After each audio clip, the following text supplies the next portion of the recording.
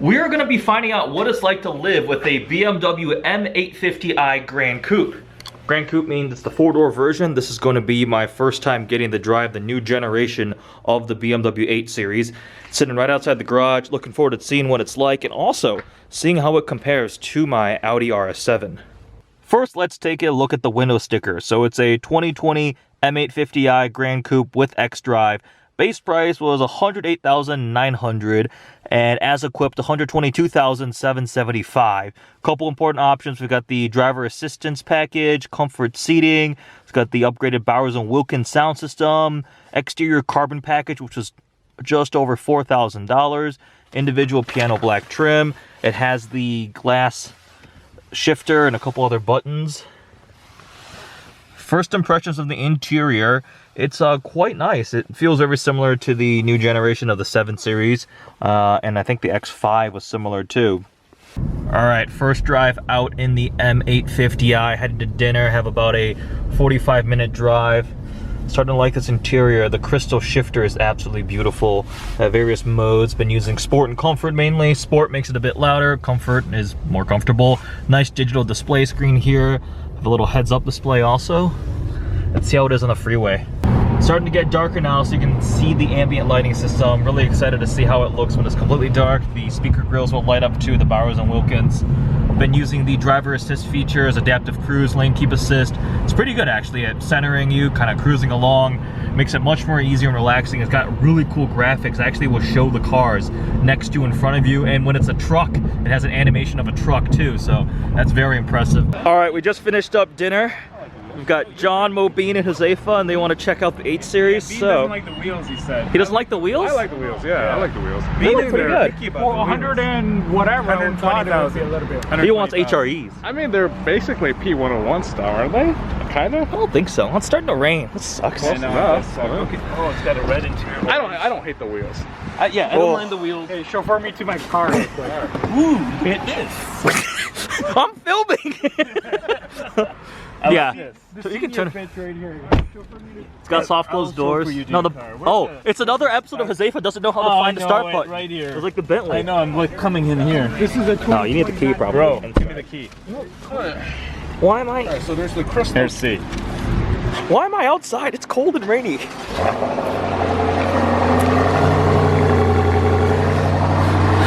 This is a test of rear seat space right now. Alright, can we talk about something funny? Alright. Alright, this car, which we all agree is not a real M. Yeah. It's got the M stripes. Dude, it's got M. We can count. My M3 key, which is a real M. Oh my god. It has no M stripes. It has nothing. It probably has 18 M badges all over it, minimum. It is interesting. Yeah, here they really want to flex this pseudo M badge. So these are the keys to an M3, which I think we all agree is an actual M. Yeah. Yes. There's no M stripes anywhere. Yeah, that looks like I don't know how to open this one though. I was trying to open it up there. That looks like a ghetto can. Yeah, This also is cheap though. That's a nice key. Yeah, actually, I'm impressed. I mean, it's more spacious than my RS7, I think. Yeah, we get the trunk smaller. Lambo keys are cool. This makes it so you can't. Well, the problem with the Lambo keys is... Okay, my biggest complaint about BMW is the interiors. I always felt the interiors are getting like dated, stagnant. They're not really like moving on with like Porsche, Mercedes, Audi. I feel personally that they have a much nicer interior. Right, what about this one? Now, is this leather or is this real? This got to be leather. Nice this has to be leather. I don't know. All right, Richard. This has to be leather. Well, no, that's what I mean. This part's for it's got leather on the door sills, which is what he complains about. I like this though. The lights are nice. Yeah, and then the Bowers & Wilkins are supposed to light up too, I think. So I hate that they put an M. Yeah, why are the lights still? We can see though. Well, see, they're gonna floss that M badge everywhere. Yeah, but it's not a real M steering wheel. Even the steering wheel. I've had an M235i before. I never. Dude, that had so many M badges on it too. They did. Yeah. There were like 40 of them on that car. Not even exaggerating. This is like an M steering wheel. Nice thick. It is. It's part of the package. You like it, but it doesn't like it thick. You like make it very thick. Josefa likes it thick. Yeah. Yes. I like the. How many C's? Thick with thick. He's what we call a size queen. All right. So, but I will say what it doesn't have. There's no M color stitching here. Oh yeah. There might be it doesn't have like the M buttons either. Yeah. That might be in the next one. It wakes up in sport mode though. Just made it back home. Now that it's fully dark, you can see the ambient lighting and also the lighting on the speaker grills, and go through a couple of different color settings. So the Bowers & Wilkins setup is currently white, but I can actually Let's see if I can turn that off, and now it'll color match what the other settings are. Various colors include, this is what they call bronze and white, orange, which looks more like red. Oh, the camera looks kind of orange, but in person it looks more red to me. Completely white. We've got a blue, and then a green, and then lilac. Ambient lighting just adds this nice extra luxurious touch, and there's a difference in how people do it, because a lot of more regular kind of mainstream cars are starting to add it too. But you can always tell it's a little more premium. The light up in the grills themselves for the Bowers and Wilkins speaker looks really cool. Not quite as fancy as like the Burmeister S63 we were just driving, where they had a rotating speaker come out, but again, this is an 8 Series, not quite S-Class level. It was fun getting dinner with a couple of my friends. So hearing John and Josefa's opinions were really interesting, because Josefa used to own a BMW M6 Gran Coupe, and John currently has a F80 M3 competition. One thing John complained about is the key for this not actual true full M car has the M stripes on the side, and his actual M3 has a much more plastic feeling, less premium key that does not have any M badging on it. Josefa had some interesting thoughts, given the fact they used to have an M6, and now this is obviously much newer, much more updated generation of a vehicle.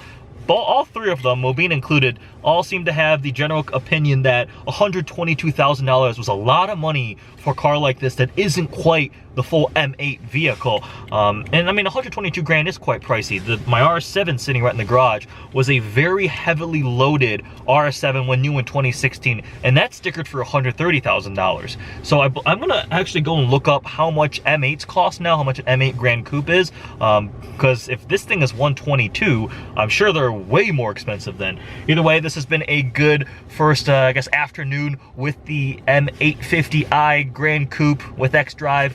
Quite a long name. We're gonna catch back up with you guys tomorrow as we take it out when it's light out again. I think it might snow tomorrow. We'll see what the weather is like, but we drove home in the rain and it was perfectly fine. I'm enjoying it so far. Today was a really busy day. Haven't been able to go out and drive the BMW yet, and it's nighttime. We're about to go run some errands. Have to go Home Depot to pick up some stuff, so we're gonna try out the cargo capacity. So to open it, I have the key in my pocket. I can kick my foot underneath and the trunk will open. One big difference you immediately notice, the difference between this, the 8 Series, and a car like my RS7.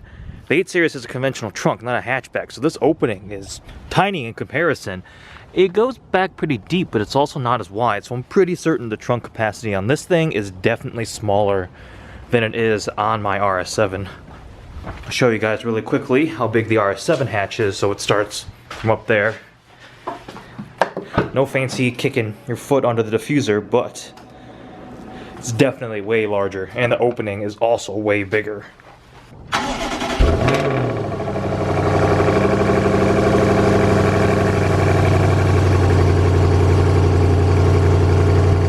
Okay, Home Depot trip, a lot of moving boxes.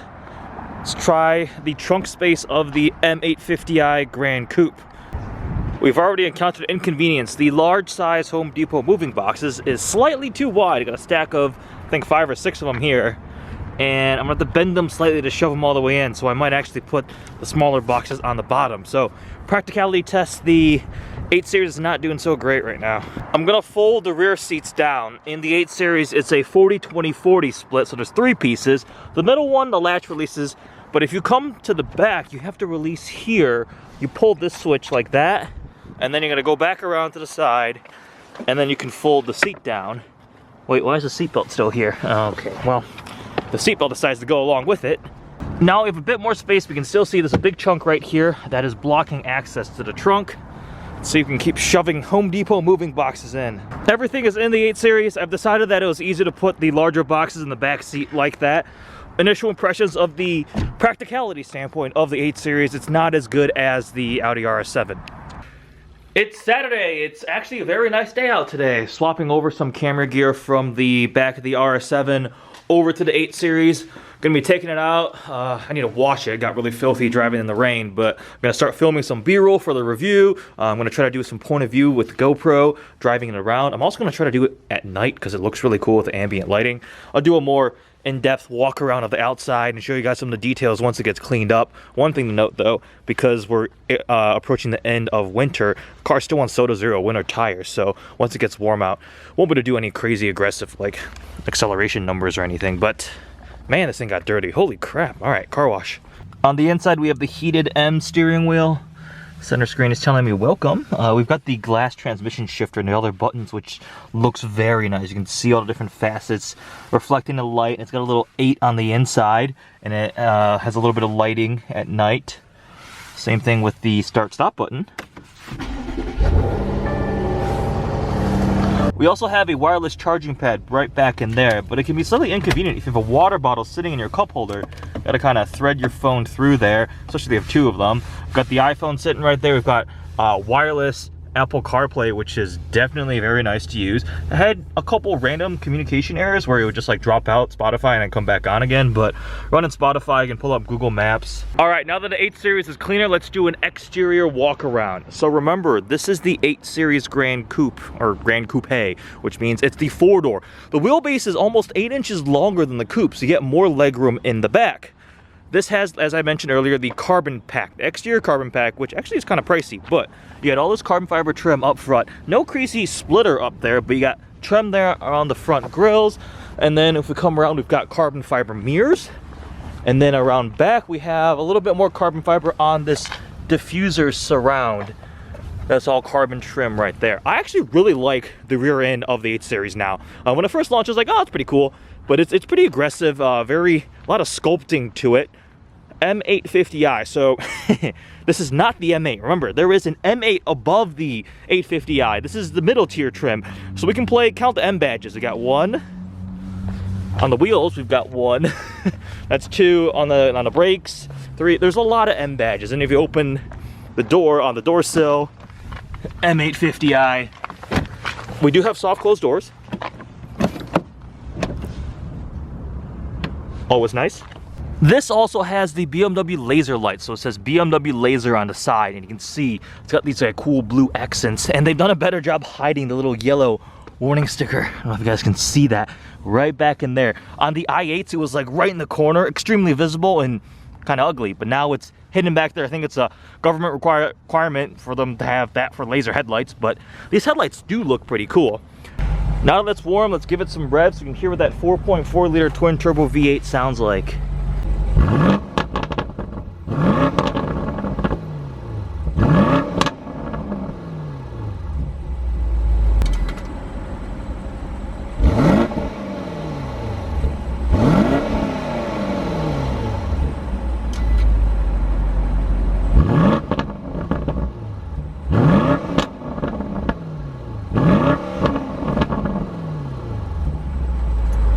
I'm not touching anything. Look.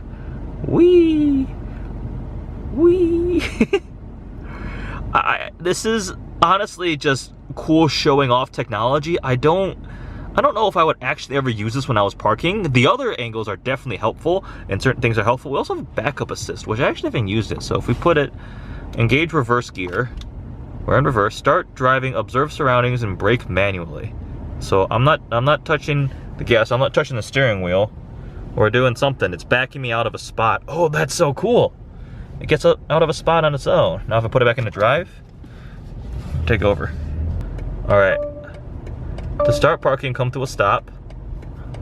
Select space for parking. I'll take this one. Select parking orientation. It's perpendicular. Fasten seatbelt on driver. Oh, my seatbelt's not on. Take hands off steering wheel. Release brake. Observe surroundings and intervene if necessary. We're going for it. There's a car there. There's a spot. It's going for it. Slow it down. I'm not touching anything except for the brake. There's a car there. Keep going. We're self-parking. Did it just give up? Oh, no. Now we're going, it's going forward now. Straightening out. This is so cool. All right, and we're still backing up. I'm still not doing anything. I think I need to slow it down though. All right, I mean, we're parked-ish. I'm gonna put it in actual park, get out and see what it looks like. Parking canceled. Well, because you weren't really, car, There aren't really clear spots here, but it did it. So this thing has 5 seat belts, but only 4 seats, because this is not a seat. If you looked at that, you'd be like, no, that's not a seat. The center console, where would you put your legs? But look, there's a seat belt right there. 1, 2, 3 in the back. This is theoretically a 3-seater in the back, but I don't see how you would possibly fit anybody in there. So it's kind of silly. We're getting some nice B-roll shots of the 8 Series. Our friend Cordell showed up. We've popped the hood. It's got M Performance and some, is this actual carbon? Nope, that's not carbon. M Performance engine cover, 4.4 twin turbo V8. Essentially the same motor as the M8 and M5, but not exactly the same. This thing makes 523. The M5 comp makes, it's over 600. I know it's 600 horsepower on the M8. So Cordell discovered it's got this like carrying car setting. We have Vitalize, and listen to the air vents. They're like changing intensity at a steady rhythm to simulate a breeze or something. It's got music settings. Look, it's like changing the settings on its own and stuff. And it's playing music now. And the sunroof just opened. It has a mind of its own. The 8 Series has a feature that a lot of cars have, but not many people are aware of. So if you hold the unlock button, all the windows will open and the sunroof will open too. So you're just holding the unlock button on the fob. All the windows are opening, and then the sunroof should open up all the way. So you can kind of, on a hot summer day, you can have some cool air recirculating through before you get in the car and turn it on. And then to close everything, you just reverse. Hit the lock button, hold it, and everything should close.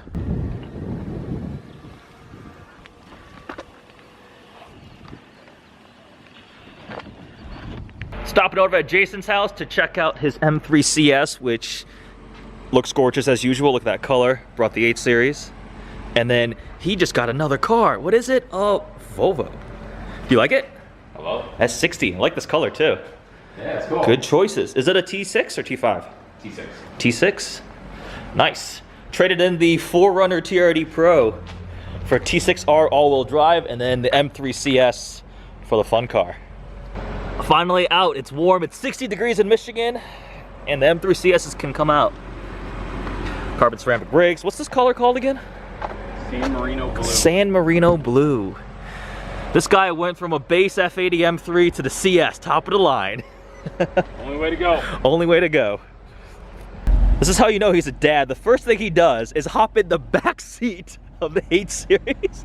See, it's fine. Like, that's my seating position at 6'3". Headroom, yeah. Headroom's not bad. It's not good for me, but legroom is plenty.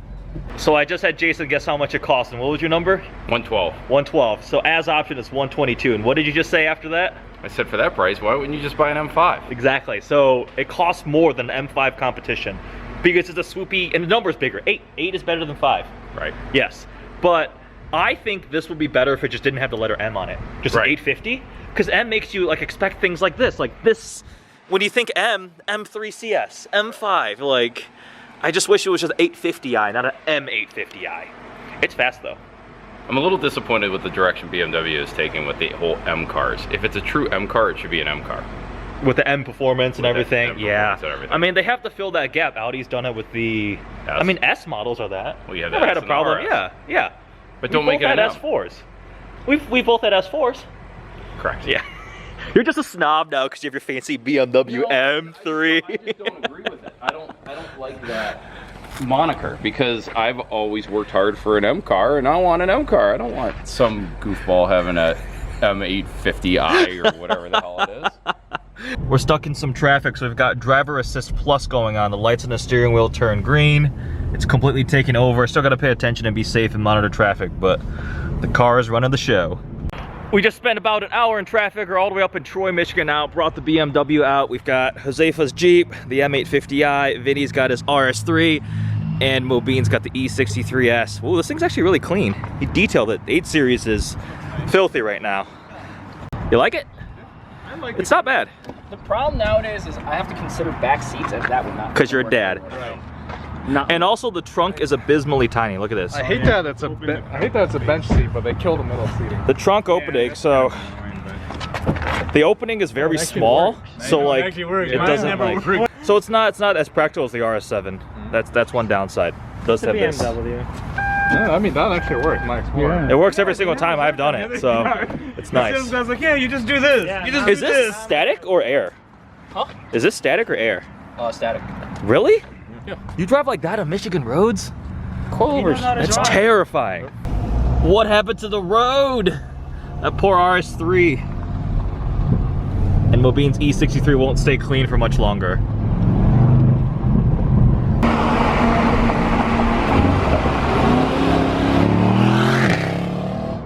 Last day with the 8 Series is a wet and rainy one. Couple thoughts to wrap up this video. The more time I've spent with it, the more I've started to like it a lot. It sounds pretty good too. The exhaust is a good note to it. It'll crackle and pop when you're in sport mode. Launch control is absolutely hilariously fun. It definitely will do 60 in that 3.5 seconds. It's on winter tires and it's been cold out and it'll spin quite when you initially launch it. But I'm sure on summer tires in the warm, it would hook and just go. The tech is very impressive. Really like the driver assist suite, especially when you're stuck in traffic. It goes to driver assist plus and you just sit back and the car takes care of everything. The looks are also growing on me. I am a pretty big fan of most of the design elements on this vehicle. A couple of downsides, I still don't really love that it has an M badge on it because it changes the expectations of what you think the car will be able to do. I really want to try out a full M8 competition, the Coupe, Gran Coupe, whatever it's going to be. The practicality definitely is not quite on the same level as the RS7, just a function of the rear space area and how it folds down and the trunk opening. That definitely is a downside there. But otherwise, this thing has been a brilliant daily driver. It's comfortable, it's very, very fast. It sounds good, it looks good, all the tech. It rides pretty well too, and the adaptive different drive modes are pretty good. At almost $123,000, it's definitely an expensive car. This costs more than an M5 competition, so you are definitely going to be prioritizing the design over pure performance and practicality with the M5, because an M5 comp is definitely going to be faster than this thing. Extra horsepower there. Overall, really enjoyed my time with the 8 Series. Make sure you guys check out some of the other videos that are going to be going up on the YouTube channel. Make sure you like, comment, and subscribe. Thanks for watching.